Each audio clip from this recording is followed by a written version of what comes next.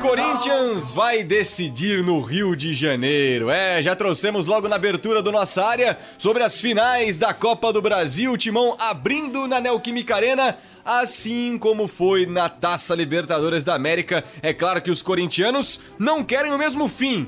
Querem o tetracampeonato da Copa do Brasil. Fala, João Paulo Capelanes, muito boa tarde a você, meu amigo. Boa tarde, abraço pra você, Renan, especial pro ouvinte da Rádio Bandeirantes. Calma, fiel torcida corintiana, porque eu estou aqui para trazer tranquilidade pro seu coraçãozinho. Por que tranquilidade então, Capelanes? Porque é o seguinte, muitos torcedores corintianos estão mobilizados nas redes sociais com os sorteios da Copa do Brasil. O sorteio já aconteceu lá no Rio de Janeiro, na sede da CBF. Vitor Pereira, Dorival, Cássio e Diego, os respectivos capitães das equipes, estavam presentes. E o que aconteceu? O Flamengo vai definir o título em casa. O Corinthians define o título do seu lado na Neoquímica Arena no dia 12 de outubro e no dia 19 o jogo de volta no Maracanã. E por que eu tô aqui para tranquilizar o seu coração, torcedor? O Timão vai em busca do tetracampeonato da Copa do Brasil, como você falou.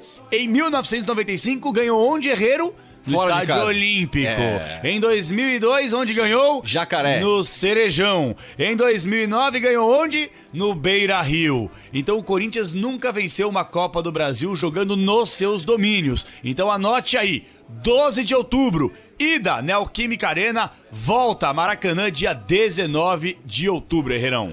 Mas ontem, Capê, você trouxe alguns números que preocupam do Corinthians fora de casa, né? E como vai decidir fora de casa, tem que vencer jogando na Neoquímica Arena. É assim que pensa o Vitor Pereira. Até mesmo ele, naquela coletiva que ele cita o Flamengo, depois de passar pelo Fluminense na semifinal da Copa do Brasil, ele fala que o Corinthians vinha jogando bem até o gol do Flamengo, que foi o gol do Arrascaeta, depois de uma jogada polêmica que bate no braço do jogador do Flamengo. E um golaço, diga-se de passagem, do Arrascaeta. Exato. Mas se o Corinthians quer o título, precisa vencer na Neoquímica. É assim que pensa o Corinthians?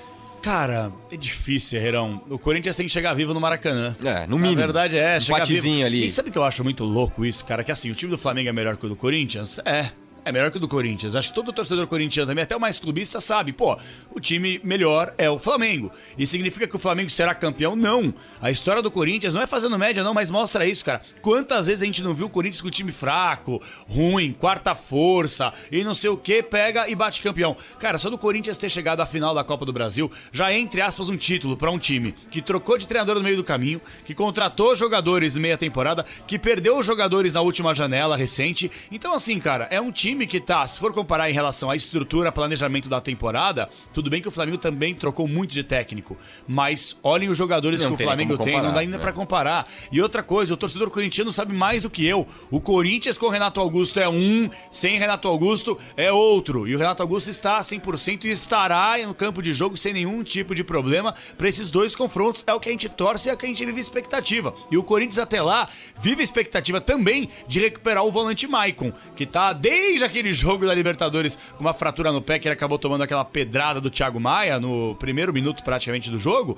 O Maicon pode ser que se recupere, quem sabe até o dia 19 o jogo lá na decisão no Maracanã. Agora, rapidinho, em relação aos números que você falou e que citamos ontem aqui na nossa área. Nos últimos 14 jogos do Corinthians, o aproveitamento fora de casa é de apenas 19%. O Timão tem 5 empates, 8 derrotas e só uma vitória. Apenas uma vitória nos últimos 10 jogos, 14 jogos, melhor dizendo, fora de casa. É muito pouco para um time que sabe que vai ter muita dificuldade contra um time superior tecnicamente falando, coletivamente falando e individualmente falando, Herrero. Já abriu meu contador de dias, João Paulo Capelanes. Faltam 22 pro primeiro jogo da decisão. Valeu, Álvaro José. Pra Copa do Brasil, grande decisão na Neoquímica Arena. E é bom o corintiano já começar a se coçar pensando, é claro, na compra dos ingressos. Falando em compra de ingressos, sabadão tem decisão na Neoquímica, Brasileirão Feminino contra o Internacional. A chance de bater o recorde que o Inter bateu do Corinthians no último domingo, você acha que dá pra ter mais de 36 mil na Neoquímica, Capê? Escrevam o que eu vou falar aqui e me cobrem.